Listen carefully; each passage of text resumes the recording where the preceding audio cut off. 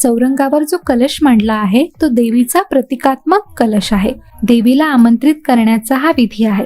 आरतीचं ताट घेऊन जी स्त्री उभी आहे त्या मावशी देव खेळवण्यासाठी आलेल्या आहेत. त्या मावशी देवीला प्रार्थना करतात की देवीने तिचा आशीर्वाद आपल्यावर ठेवावा. सुवासिक फुले तसंच सुवासिक धूर केला जातो यावेळी, जेणेकरून देवीचं लक्ष जावं आपल्याकडे आणि तिला आपल्या घरी यायची इच्छा व्हावी. आणि या प्रसंगी देवीचं आगमन झालेलं आहे असं मानलं जातं.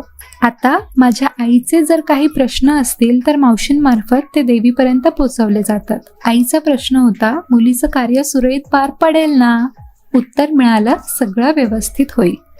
त्यानंतर यावेळी मावशींनी आईला काही देवळं सांगितली जिकडे वरात निघताना नारळ अर्पण केला जातो. मुलगी जेव्हा सासरी जायला निघते तेव्हा कुठल्या कुठल्या देवळांमध्ये नवरा नवरीने थांबावं, आशीर्वाद घ्यावा आणि नारळ अर्पण करावा हे सांगितलं जातं.